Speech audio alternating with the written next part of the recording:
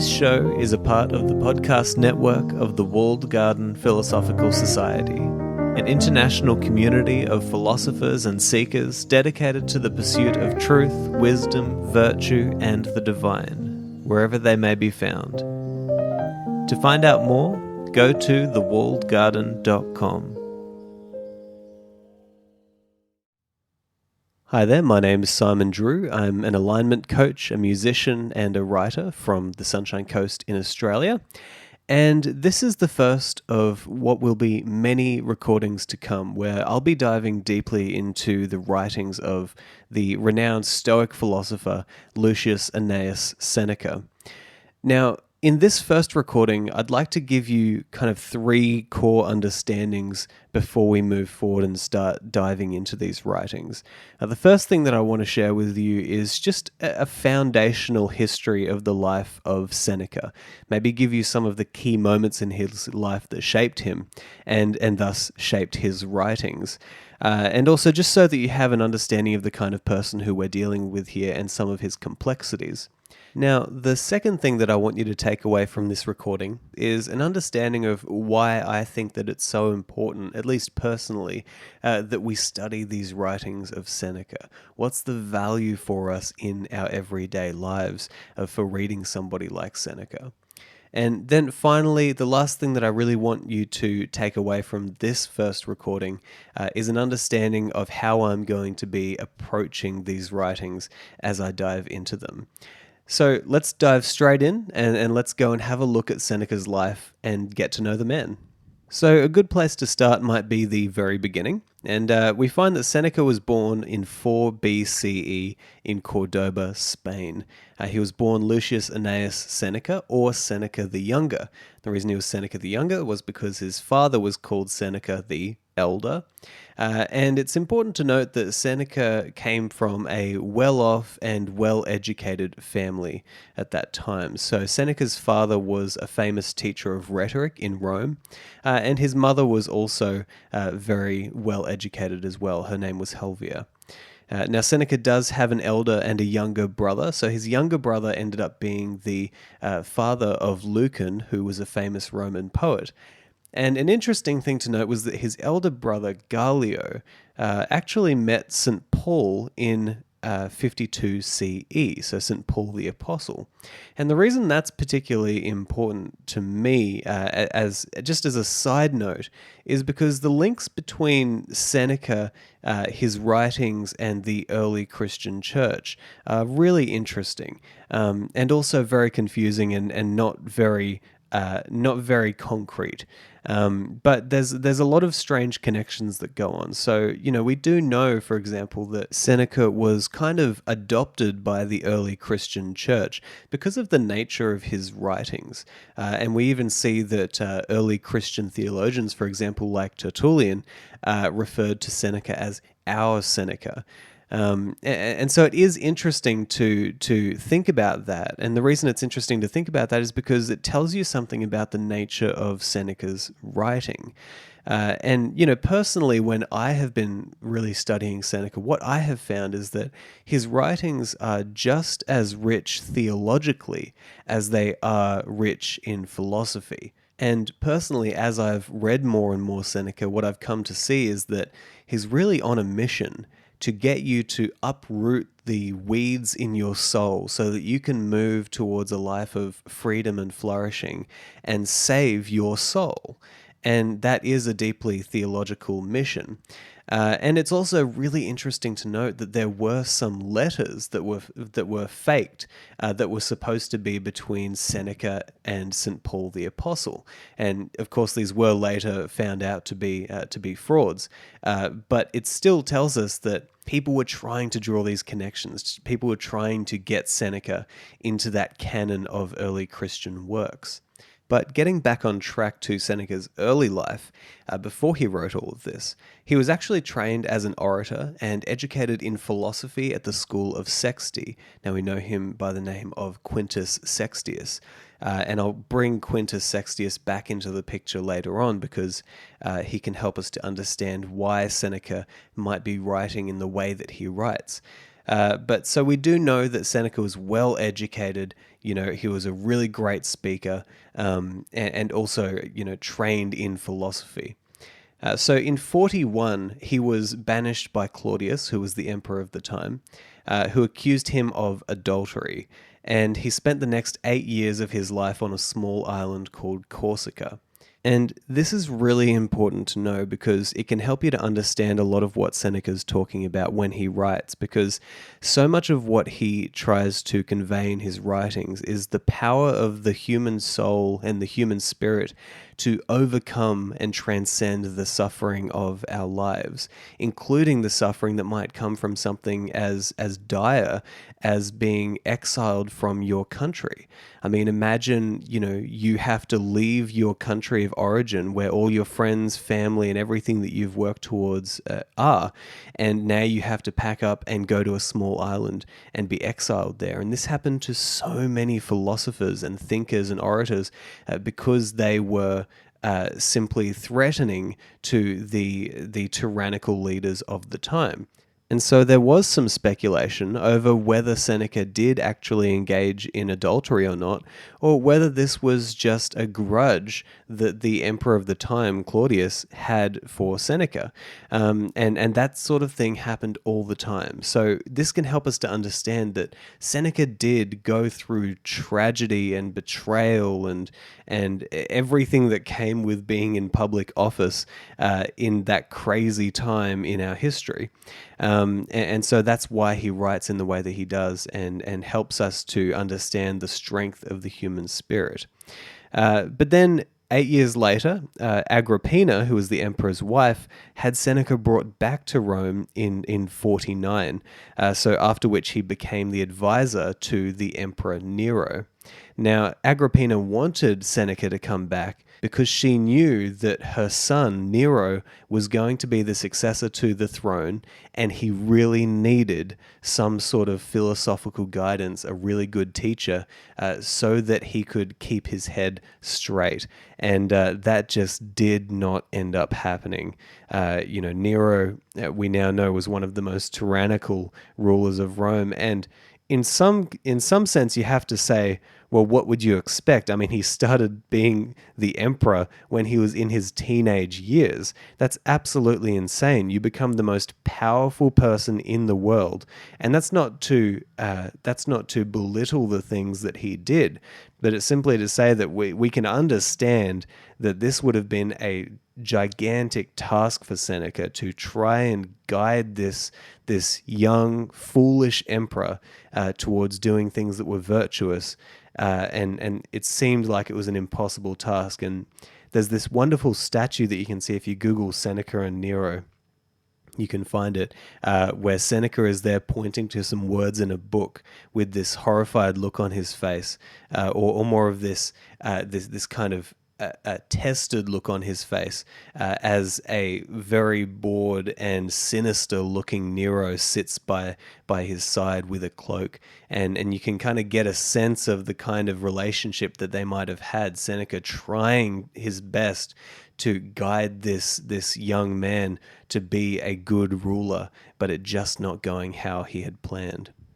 Now, I will come back to Seneca's public life briefly soon, but I just want to jump ahead to the end of his life. And in the year 62, he actually leaves public office, and this was a very dangerous thing for him to do because the last thing that somebody like Nero would have wanted was for people who were close to him to be leaving him because when they're not in his sight, they're very dangerous, right? And so between the years of 62 and 65 when he died, Seneca wrote his best writings and his epistles. And there's a lot that we have from Seneca. We do have his epistles, which are his letters to his friend Lucilius. We have On the Shortness of Life, another great writing from his, some consolations that he wrote to his mother Helvia as well. We also have On Natural Questions, which is a great bunch of writings of him talking about, natural questions that he has about the natural world, which really ties in with his Stoicism as well. And also we have a whole bunch of tragedies that he wrote. So Seneca was a wonderful playwright. playwright as well, which is one of the reasons why I'm so drawn to him as well, is just because he was also an artist. And being a musician, I look at somebody like Seneca and I think, isn't it wonderful that, he kind of balanced his artistic side with his philosophical oratory side as well. But now, briefly to the end of his life, Seneca did end up being sentenced to death by suicide by Nero. So the man who he had tried to guide for much of his life ended up turning against him in the end. And by most accounts, Seneca died honorably by committing suicide, and he ended up dying bleeding out in a bathtub, surrounded by people who loved him. And the reason that his death is, in my opinion, probably the keystone moment of his life, is because he talks about death so much in his writings. And he talks about the ability, as I said earlier, of the human spirit to overcome the challenges of life and to gain that freedom which comes from knowing that you're living your life on your terms and you go when you want to go, when things get too dire, and you stay when you want to stay. But Seneca's death is really, you could call it a vindication of the kind of philosophy that he was talking about. It was proof of the pudding. It was the proof that Seneca was living in the way that he had written that he would like to live and that he would like other people to live. And this isn't to glorify suicide. Of course, it was still a terrible death and one that was mourned by many. But in the end, you have to respect Seneca for the fact that here's a person who wrote so much about how, for example, the human mind has the ability to overcome the fear of death, to overcome the fear of dying that we all seem to innately have, and to live your life on your own terms and go out when you want to go out. And of course he was ordered by Nero, so this wasn't necessarily a choice, but in the same way that many philosophers died honorably, you could say that Seneca followed that tradition.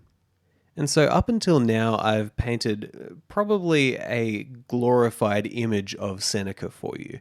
But I don't want to be the kind of person who looks at Seneca and just says, here's this amazing philosopher, here's this hero of morality who can teach us how to live a good life. Because at the end of the day, there's a lot of confusion out there and there's a lot of argument out there over whether Seneca was one way or another.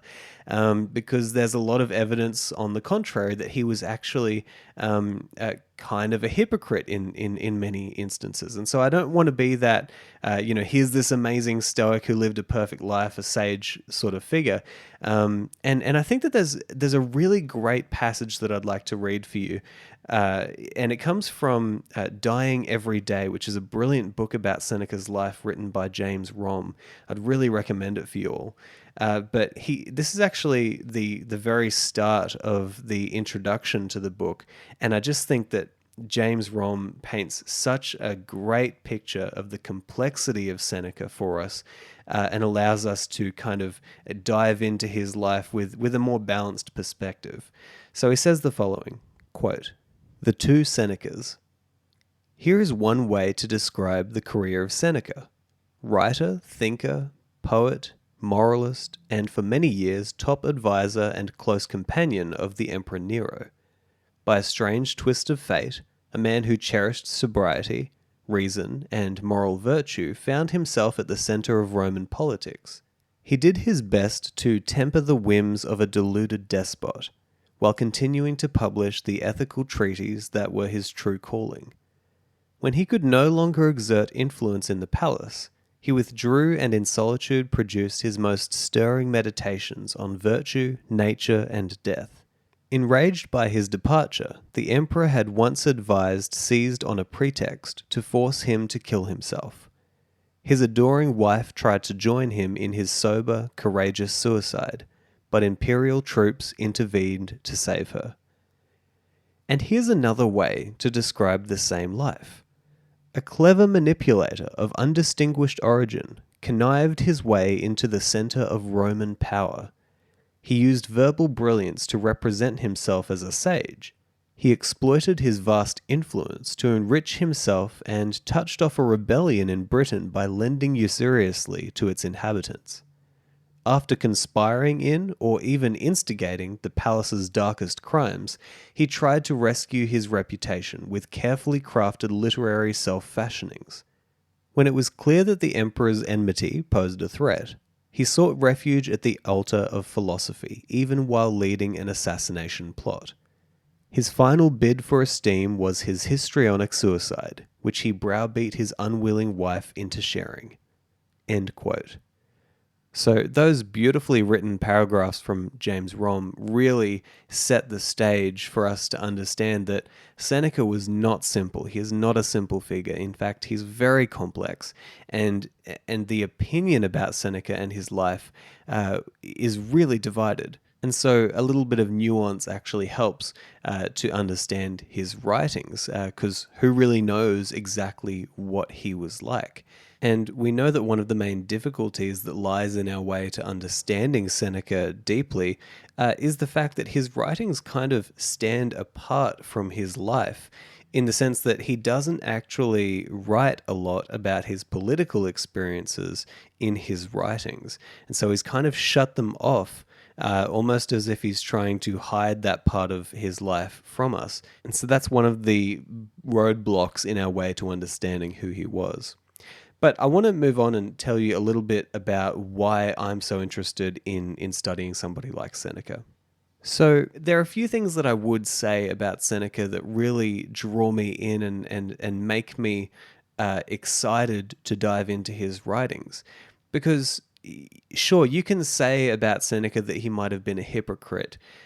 You can say about Seneca that he might have been too suspiciously linked with many of the political mishappenings of the time. But, when I look at somebody like Seneca, I see and I read in his writings a man who is deeply engaged with life, engaged with the trials of life, engaged with the ups and downs, entangled in this world where he really, deeply desired to be a philosopher, but maybe this was kind of the world that he had fallen into. And so it's hard to know who you're reading. But I think that the people who throw Seneca out because of the potential for him being a sort of hypocrite, I think that they throw him out too quickly, because when you read his writings, what you quickly understand is that Seneca was very, very aware of his failings as a person, as a human being, and the failings in his soul. And I want to read you a little quote from Seneca as he starts one of his letters. He says the following, quote, "So you're giving me advice, are you say? Have you already given yourself advice then? Have you already put yourself straight? Is that how you come to have time for reforming other people? No, I'm not so shameless as to set about treating people when I'm sick myself. I'm talking to you as if I were lying in the same hospital ward, about the illness we're both suffering from, and passing on some remedies. So listen to me as if I was speaking to myself." End quote. Now, I think that this is one of the keystone passages of Seneca's entire body of works, because especially his writings, his epistles, his letters to Lucilius, because what he's trying to get across here is that he understands that he is sick just like the rest of us, and that is his task. His task is to be there at your bedside, suffering from the same thing that you're suffering from, and looking within himself and seeing what he can learn that maybe would be of value to you as well. And so, hypocrite or not, he understands that he's failing. He understands that he has a long way to go. And many times in his writings, he will say this. He says that he has so much to work on himself. And I think that that's beautiful. I think that there's a real humanity in that kind of writing. And it's one of the reasons why so many people, when they talk to me about reading Seneca's writings, they say one of the things that really draws them to it is they feel as though that he's talking to them. They feel as though they're building a close connection with Seneca. And I think that the humility that Seneca has of knowing that he is just as sick as the rest of us is the thing that makes him such an engaging philosopher for those who read him. And this is actually one of the main reasons why I'm so interested in sharing these lessons of Seneca with you, because that has been my experience of picking up his letters and finding myself building that close personal connection with Seneca in my own life and allowing his writings to guide me, and in that kind of way of two sick people trying to get better at the same time. It's such a beautiful connection that you can form with these writings. And another thing that I kind of look for when I'm reading philosophy or when I'm reading some sort of philosophical or theological work is I really want the writing to stir my soul and stir me to action, to stir me in a way that's going to show me the faults that I don't want to look at myself, that are within myself, and to show me how far I have to go, but then to motivate me to then take that action in my own life and to try and be a better person. And that's kind of the feeling that I get from Seneca. And I want to share a passage that he wrote that can get us to understand why I might have this feeling and why you might also have this feeling when you read his writing. And it actually has a lot to do with the way that he was taught. So you might remember that Seneca was taught philosophy in the school of Sexti, or the school of Quintus Sextius.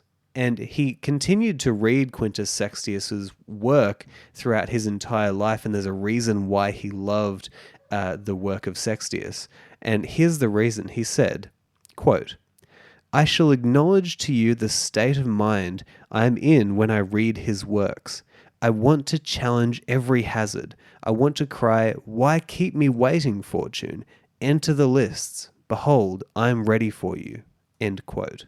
So there we can see that what Seneca really valued in philosophical writings was to be stirred up and to be motivated to be able to face the challenges of his life, and to get into that state where he's ready to be engaged fully with life.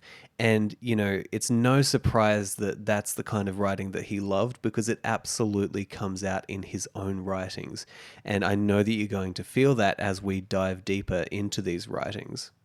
So by now you probably have a reasonable sense of the foundational happenings of Seneca's life, so that you can kind of understand how complex he was and maybe some of the moments that made him write in the way that he did.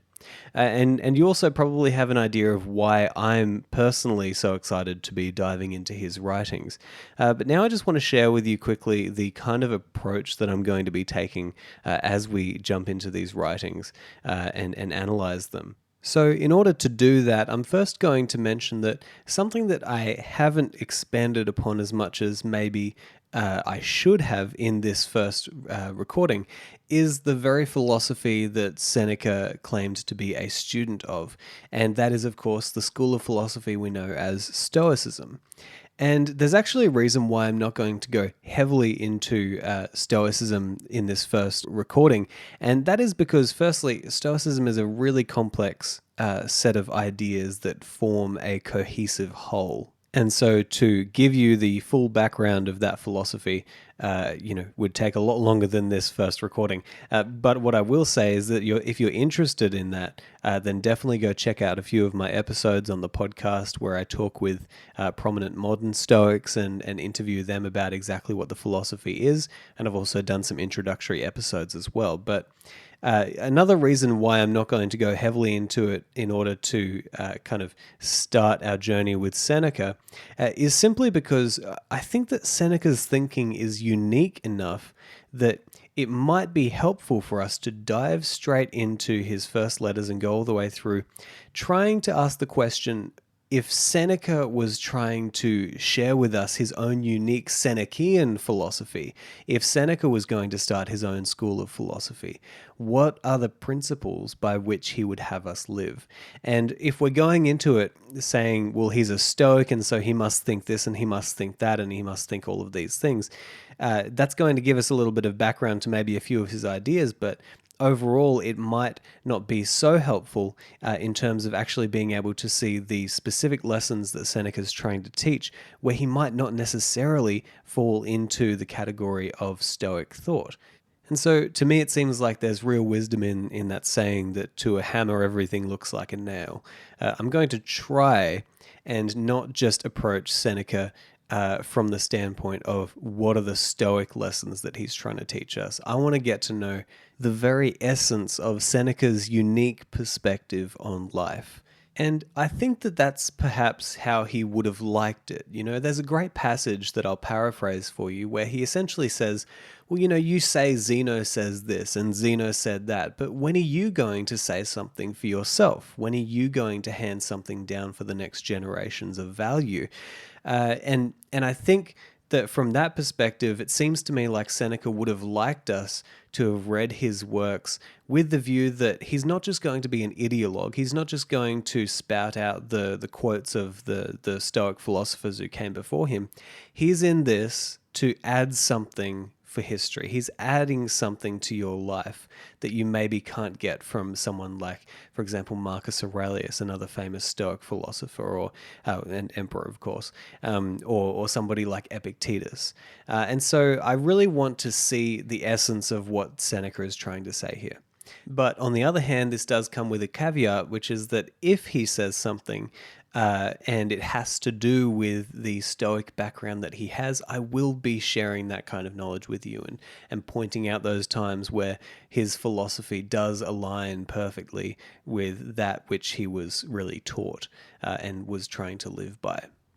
And the final thing that I'd like to say, which is going to give you a picture of how I'm going to be approaching Seneca's writings, is I just want to let you know that this is going to be less of an intellectual pursuit into the writings of Seneca and more of an experiential sort of pursuit for me. It's going to be similar to an audio journal where I'm going to turn on the mic, I'm going to record my thoughts about particular lines and passages that Seneca writes and how they make me feel and how they make me think about my life differently and how I think that they are practical and useful in my life and also in your life. So I want this to be really useful for you, and I want to give you a sense of the kind of thoughts and feelings that I have as I read somebody like Seneca. And hopefully there'll be sort of a transmission of those thoughts and feelings over to you, and you will have similar feelings that I have as I study this wonderful philosopher. And look, at the end of all of this, what I would love is to have gone through all of Seneca's writings, or at least through all of his letters, and then to maybe even write an essay about the experience that I had really going deeply into his writings and the change that I experience in my own life as a result of that. Because at the end of the day, philosophy is about transforming the way that you see the world. You know, it's about becoming everything that you could be as a human being, as a carrier of this divine spark, which we call the Logos. You know, philosophy should teach you what's important and what's not. It should teach you what to aim at and what to avoid. It should show you how you can use your gifts and talents effectively to make the world around you a better place, thus influencing the lives of everybody who you come into contact with. That's what philosophy is all about. And I've certainly found that Seneca's writings have been absolutely transformative in my own life, and I want to now pass that over to you. And I'm really hoping that this series and these recordings will at least get close to doing that. Now, I know that I said that the previous point that I made was the final thing that I want to say, but I also want to say that these series of me diving into Seneca's writing should only be a side dish. in your journey studying somebody like Seneca. If you find that the things that he says and the things that I say about what he says are really transforming the way that you see the world, or giving you a lot of value, then I'd highly encourage you to pick up a copy of these letters, the epistles of Seneca, and start reading and have that own experience for yourself.